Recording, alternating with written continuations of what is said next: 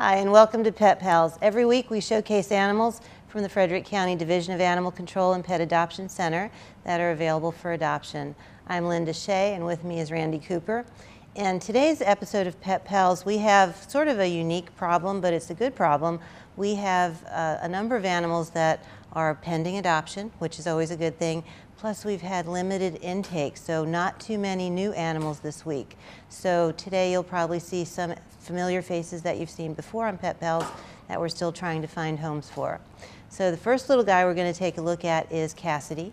Cassidy is a bunny that came to us actually as a stray from Frederick, from Orchard Terrace, the Orchard Terrace area. Cassidy is an adult. He's an English spot variety, and you can tell the white coat with just the darker markings. And we have Cassidy. She's actually a girl. And one thing you need to know about when you adopt bunnies from the shelter, every animal that leaves here, cat, dog, or bunny, they are spayed or neutered prior to leaving. The adoption fee for bunnies is $50, and it covers that. And in the interim, while they're here, of course, we provide any care that they need, any deworming, any medical attention, and certainly a proper diet. And as you can tell, Cassidy is enjoying her greens there. One thing you need to know about bunnies, if you've never had them before, they do require just as much treatment, as much care as dogs and cats. The primary thing is socialization. You want to make sure that you're handling your bunny, that you're petting your bunny, that you're also giving your bunny some exercise time out of the cage. While bunnies live in cages primarily for safety reasons, if they were to travel your home through the day when you're not there, there could be some episodes with wiring and furniture that might be undesirable.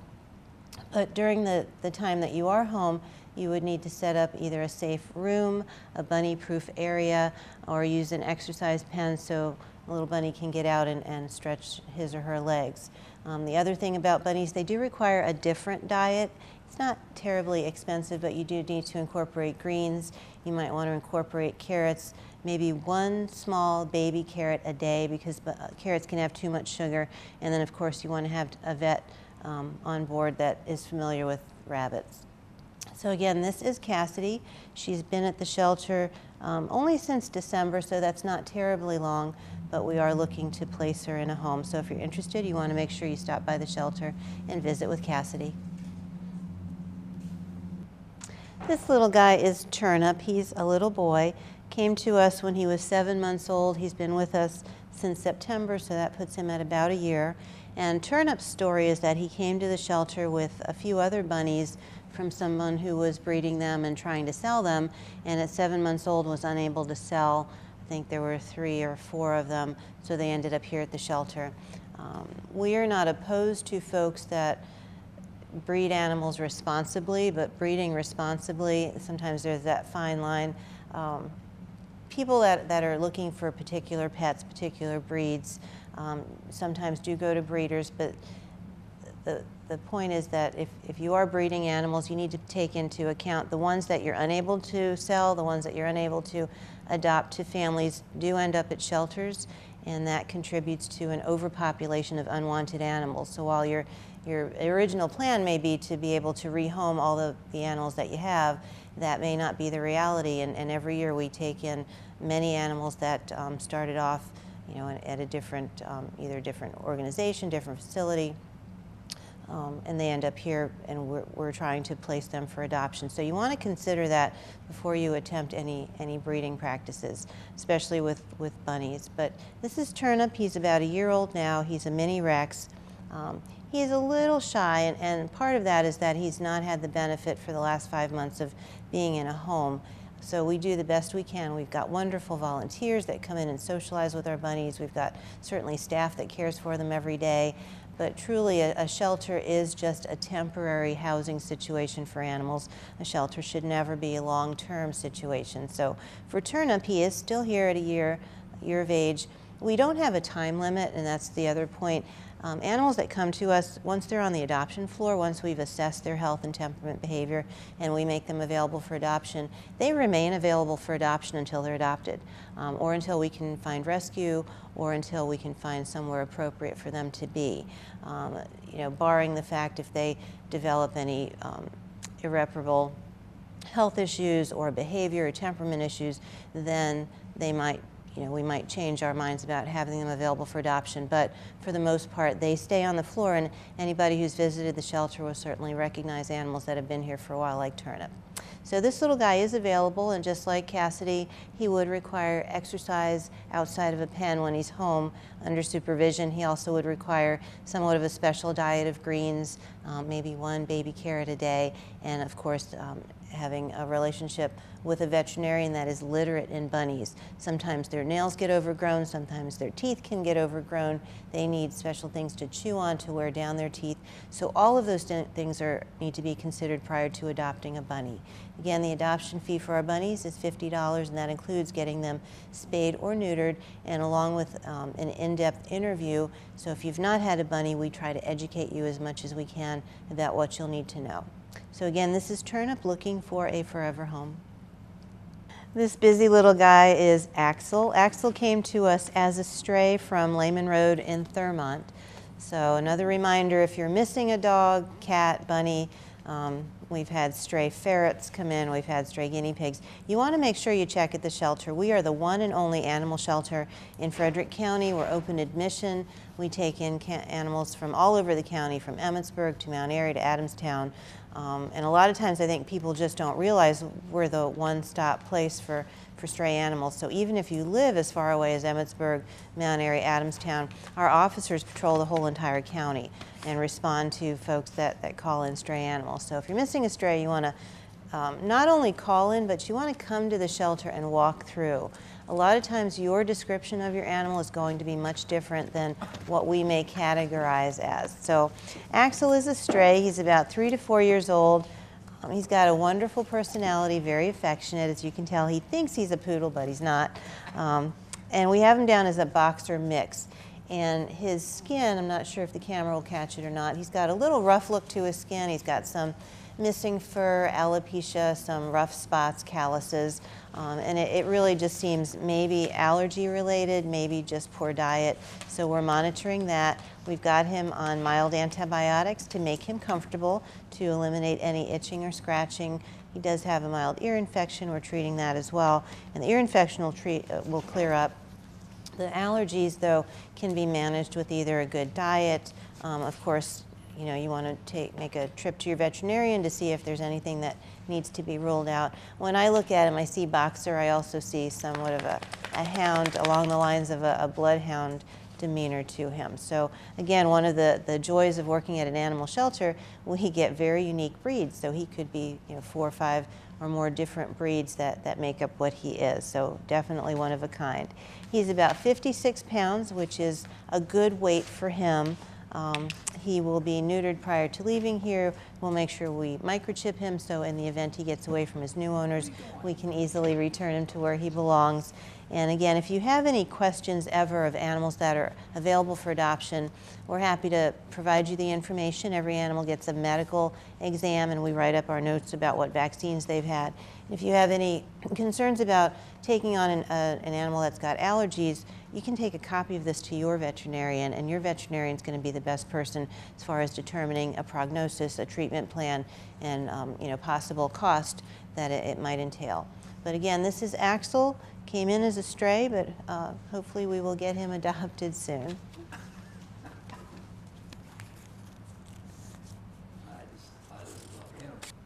This little girl is Sophie. Sophie is a little deceptive in her age. She's actually 7. To me, she appears much younger. Her demeanor, her temperament, her behavior is just that of a much younger dog. She's very sweet, very affectionate. She's about 31 pounds, so a little bit overweight, but that can be easily managed with reducing the amount of calories that she takes in, exercising her a little bit more, walking on a harness. She's a little bit sensitive to being on a leash, so putting that pressure on her trachea is causing her a little bit of a cough, but a harness can certainly resolve that.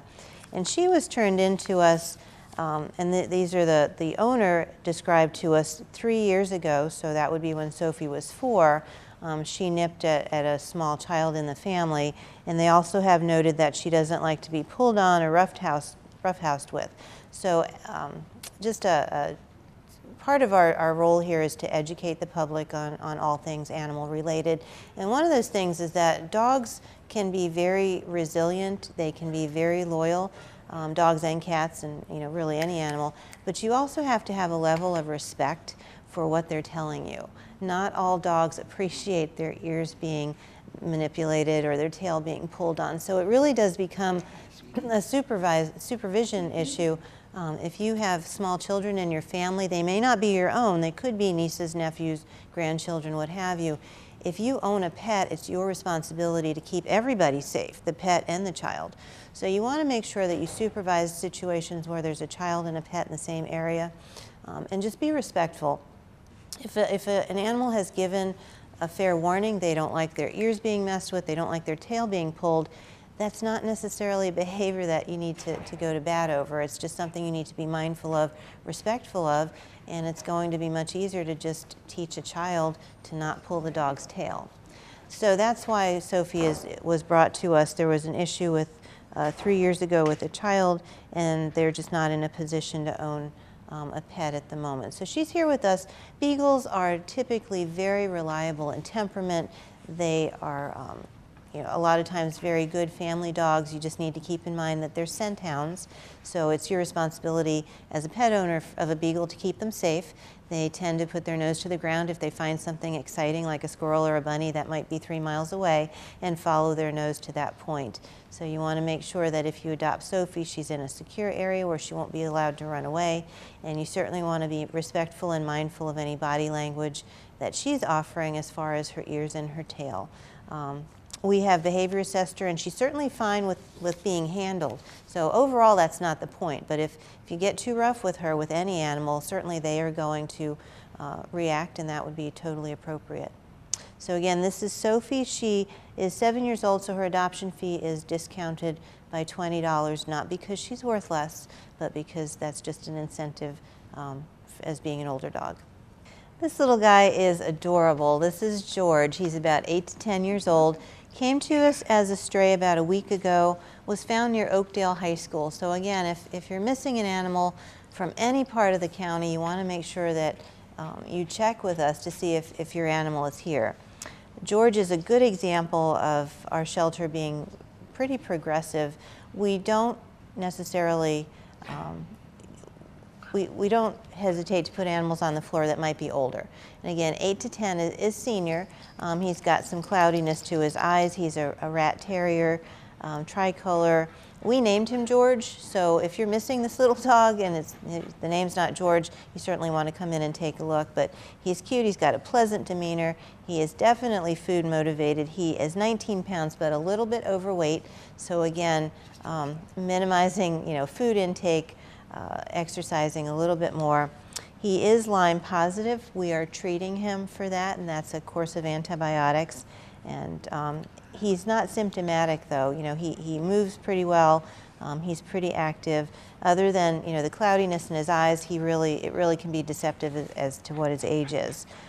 We recommend for him, similar to Sophie, that walking on a harness removes some of the pressure on their trachea, so they're less likely to cough.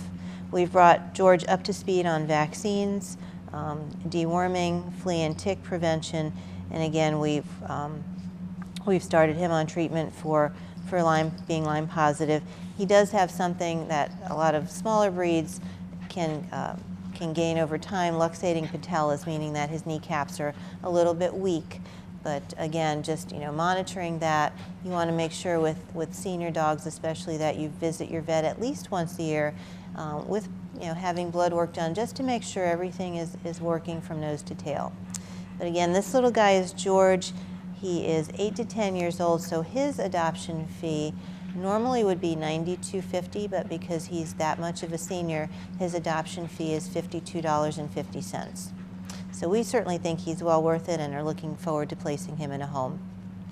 And that wraps it up for this part of Pet Pals. We're going to take a short break. When we come back, we're going to take a look at some of our cats that are looking for homes from the Frederick County Division of Animal Control. Stay tuned and we'll see you in a bit.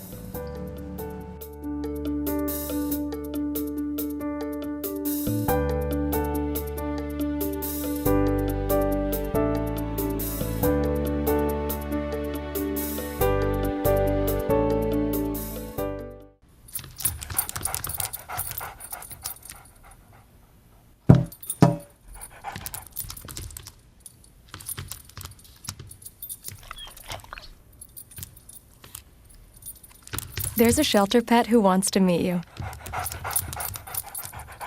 Meet one today. Visit theshelterpetproject.org. Adopt. The most important piece of equipment in your home is your smoke alarm, and it is probably the easiest and cheapest to maintain. Keep your family safe this year with regular smoke alarm checkups. Regularly check the batteries and perform periodic testing. For more information about smoke alarm safety and maintenance, visit the Frederick County Division of Fire and Rescue Services website at frederickcountymd.gov/smoke alarms. Looking to get fit this winter? Sign up for some of our fitness classes that will fit you best. Our classes range from adult active yoga, mighty fit yoga, cardio sculpting party, power yoga, mighty fit Pilates, Charqui and total body fit, yoga mind, body and spirit, Sula's hoop body sculpt class, or walking fitness club. For more information, go to recreator.com.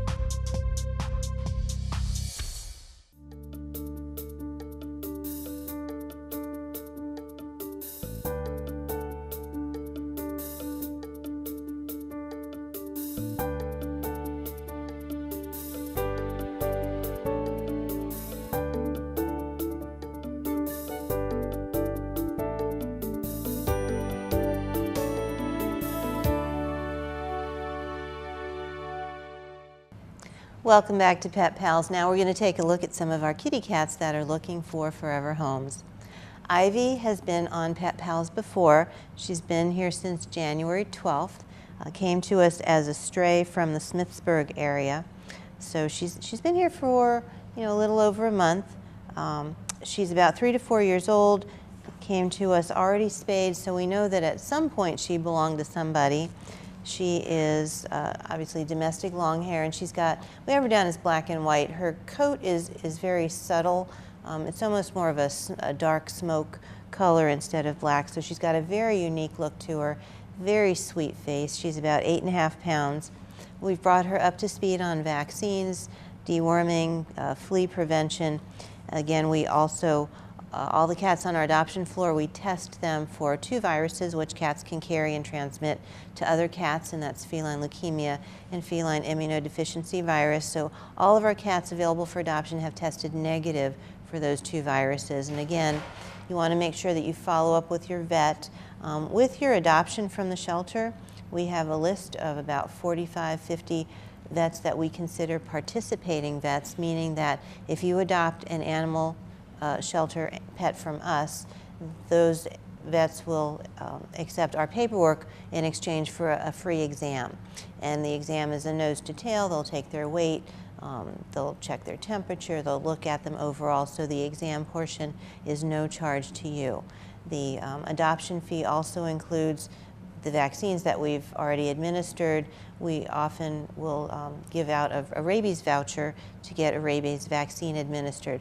In the state of Maryland, a rabies vaccine must be administered by a veterinarian. So we want to encourage you as an adopter to develop, to pick a veterinarian, because your pet's going to need to go to the vet at least once a year just for an annual checkup.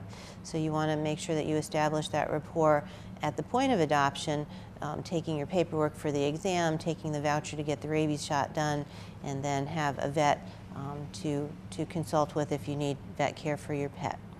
So again, this is Ivy. She is very affectionate. She's color-coded orange. She's a little shy in her cage, but as you can see, she's very agreeable to being pet and handled. So again, this is Ivy, and we're looking to find her a forever home. This little girl is Rose, and she was found as a stray on Shannon Court in Frederick. Came to us the end of January, so she's not been here terribly long, but she's acclimated fairly well to the shelter. She's about 1 to 2 years old, basic domestic short hair, orange tabby, and white. And the other, one of the things about our cats, anytime you come to our shelter to visit, our cats have the most, any cats really have the most unique markings. So she's an orange tabby and white, and a lot of times people will say that fewer, mostly orange tabbies are typically male. So she falls into that unique category of being a female orange tabby. She's about 8 pounds, which is sort of an average weight for most cats. We've brought her up to speed on vaccines, on deworming, on flea prevention, and of course we did go ahead and snap test her negative for leukemia and FIV. She does have some mild tartar on her teeth, so that puts her either at closer to 2 years old or possibly just having a poor diet prior to coming to the shelter, or just genetics. There's a whole bunch of things that play into dental disease in animals. Along with her color of being an orange tabby, she is color-coded orange. So for our dogs, cats, and bunnies at the shelter, we do color code them, and that is to assist customers, potential adopters, with finding an animal based on their temperament that might match their situation the best. So animals that are color-coded blue are the ones that are easiest to handle, the ones that are most social, that have the best manners. The ones that are color-coded green are typically a little more shy, might need a little more work as far as socialization and manners. Oftentimes you'll see our kittens and our puppies are color-coded green. So it doesn't mean that they don't have any manners, it just might mean that they need some work. And then Rose here is color-coded orange. So she has good social skills. She's middle of the road. She's not overwhelmingly social, but she is agreeable to being handled. She's certainly comfortable on Randy's lap and very friendly when you're approaching her cage. So when you come to visit with a cat at the shelter, you want to make sure that you take into consideration any color coding, any comments on the front of the cage. If they're a little more shy, we will mark that as well. So again, this is Rose looking for a home, and she did come originally as a stray from Shannon Court. So if you're missing a cat, you want to make sure you check the shelter. This little girl is M&M. Actually, she's not quite so little. She's very solid. Came to us early part of January. She's about 3 to 4 years old, and she came to us as a stray from Harrisville Road in Mount Airy. So again, if you're missing an animal, you want to check the shelter, and you want to check the shelter on a regular basis, even weeks or months after you're missing a pet. It's not unusual for animals to go missing and then they may not show up here. Somebody might keep them temporarily, trying to find their owners, and when they're unsuccessful, they'll bring them to the shelter. We had that situation yesterday with a dog that had been missing, and the people had held on to it for a while and then decided to bring it here to the shelter, where we had a lost report and we were able to reunite that pet with their family. Sometimes people are reluctant to bring animals here that are stray, not sure of what's going to happen to them. So I can assure you, when you relinquish a pet to us, whether it's stray or owned, we do disclose anything we need to. We ask the questions we need to, and certainly we encourage people to follow up, especially if you found a stray animal.